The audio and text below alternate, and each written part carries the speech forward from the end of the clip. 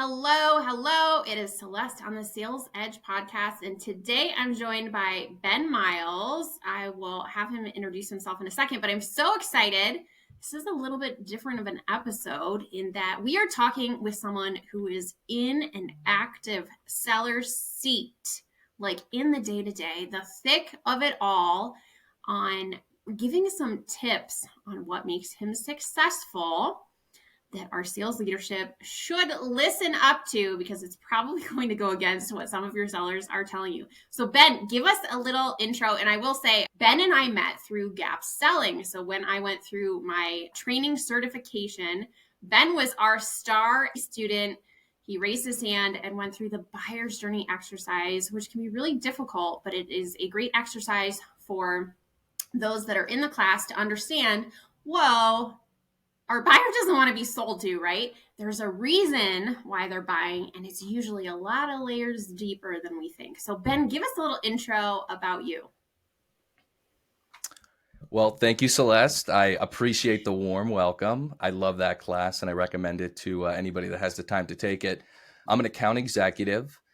My day looks like some other account executives who are full cycle. So it involves prospecting, whether that be email or cold call, and then, of course, running calls for prospects, and also doing a little bit of management on the client side.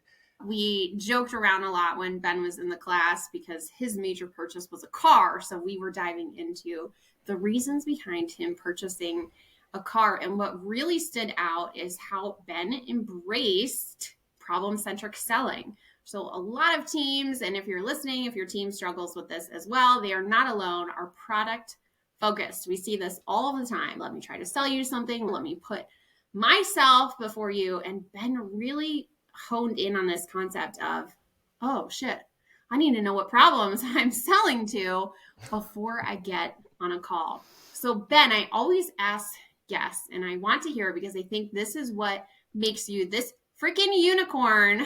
Nobody will admit it, but they hate doing what you love. Tell us, what is your sales edge? What makes you unique as a seller? I love cold calling. Taking a step back for a second, as a cold caller, and anybody who's listening or watching this that cold calls, you're in a very, very unique position. How many times a day do you actually approach someone and put them on the spot? All that cortisol pumping through their body. It's a very interesting place psychologically to be in. You're calling someone who has no clue who you are, probably doesn't know your company, and certainly isn't expecting your call. But what I've found in cold calling, and why I feel it's my sales edge, is it leads to genuine interactions. This isn't something that somebody can type up in an email and wordsmith. It's real. It's live. It's now. And what I found throughout my career of cold calling is that you really get to the heart of the issues with prospects that are really feeling some type of pain. It allows you to uncover that in a much more efficient manner rather than sending out, tens of automated emails or even spending the time to personalize emails, because at the end of the day, that's really a shot in the dark until you actually hear back from the person confirming that there's some sort of problem or broken process that you can solve. So I feel like cold calling is my edge. And where did you learn this from? That became like a skill set or a knack that you had. Where did that behavior come from? Well, I got into sales from a real young age. I was 17 and I was working door to door. So I was Oh, knocking. yes, rejection Yep. central. That's right. Yep. We used to joke. We would have a little stick with us. If they tried to slam the door in front of us, we put in between the door and the door frame and wait, give us a little more time. With cold calling, which I got into a couple years later, obviously anyone can hang up at any time. And sometimes that's for the better. But I got into cold calling early on in my career. And really for the past 10 years, it's really what I've been doing in every position. It's been the heart of the way that I prospect. I see email as a supplemental piece, but for me, cold calling has been something that's been really important and key in my success. I know we were talking offline about you actually looking at your success on cold calling and in the seat that you're in saying, hey, I may even adjust my cadence moving forward because I'm having such success. What would you make if someone was listening and they didn't want to hear it? I mean, myself included, right? I don't love the cold call, what would you say that adjustment would be from, and that you double down on 7 days out of the week?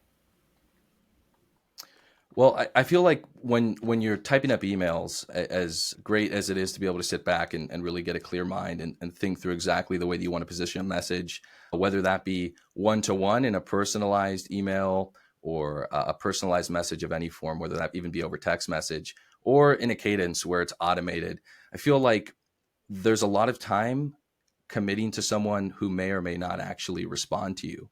So there's no verification that there's any fit. When you're cold calling, you can do that efficiently, and I would argue you can do that very effectively. And you get that person on the phone, you get that immediate Mm, feedback, and you can test your message mm. right there. I love that. Yeah, that's such an interesting way of putting it. And yes, we spend so much time on like, here are our email sequences and this is the cadence. And we're going to drop them into this, and hope we're using like hope, right? Hope is our strategy when it comes to that. Mhm. Versus, like you said, if I'm making a cold call, I get that immediate feedback. It's either a hang up, it's either like a heck no, or you've piqued their interest enough. When you're talking with individuals, what are you finding that resonates, that allows you to have someone hang on the phone? I know I'm asking you some of your secret sauce here, but what is something that you do that piques interest? Well, I think it's acknowledging what the call is. Having been cold calling for 10 years, I've bumped my head a lot. I've learned a lot of what to do, but I've also learned a lot about what not to do. And I think where some folks get lost, myself included, is in trying to obfuscate the call, whether that be the call live or even a voicemail. You want to be genuine and you want to level with that prospect. So I think what generates the interest early on is acknowledging it's a cold call. Very, very common for me to say, "Hey, Celeste, it's Ben with XYZ Company.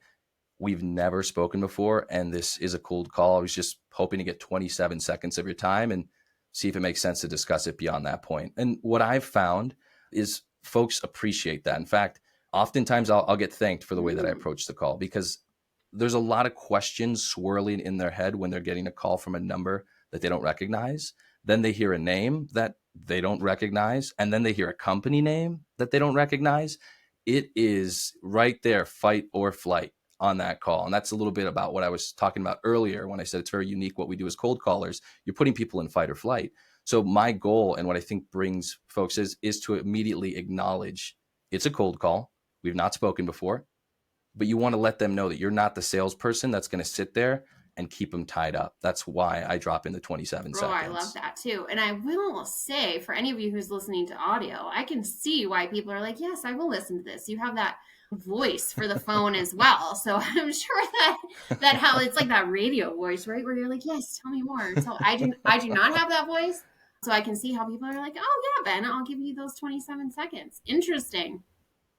Yeah, thank God I don't prospect with my Oh face. no, So it works no, out well. I can just cold call. no. Well, that's interesting. In 10 years of cold calling, let's talk about the no's. So, something I struggled with as a seller, I mean, I think you and I joked via a message a while back when I turned 44, right? My 44th birthday.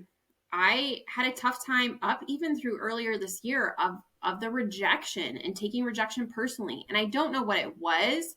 If it was coming on with the ASG, the gap selling team, there's so many badasses, right? Or you just get to a point in your life where you're like, the no's roll off my back, right? I don't let them affect me the way that they used to. I used to take every no so personally because I was so hung up on the outcome.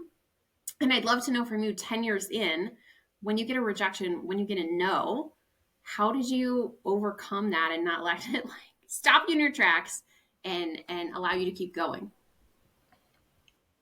So this might seem like an interesting way of framing it, but I really mean it. It's taking that no and looking at the underlying yes.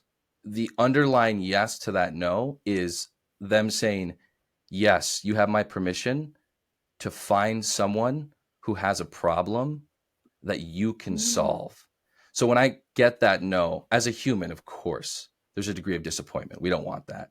Whether it's a no to my pitch, because my pitch does start off with asking if I can get right. 27 seconds of their time, or it's it's a no to whatever it is that I happen to be selling for a company. But that yes is what drives me. And I think reminding yourself that them saying no to you, they're saying yes to you spending your time somewhere where it's spent better and being able to actually help someone. And I think ultimately what keeps me going between those no's or in between yeses is being able to realize or reminding myself constantly, I sell to serve. That's what I really like about what I do. And companies that have good products or services that can solve problems, I want to be a part of, and I want to get that message out. So that's what keeps me going and keeps the wind underneath my wings between those, between yeses. Awesome. Yeah, thank you for sharing that. Super insightful. And what I loved when we first met is you had talked about, or what struck me is that you have this concept of like, I'm a lifelong learner, right? I'm a student of learning. I love learning about sales, different methodologies, maybe methodologies that you don't like, methodologies that you do. So this idea that we're never at the finish line with our learning. And I think that even the books behind you probably resonate with that. But along the way, we've gotten a lot of bad sales advice or seen things we don't like, or maybe we just cross a point in our life where that no longer serves us. And I like to ask every guest on here what their sales myth is that they want to bust. So, Ben, what's a myth around sales that you want to bust?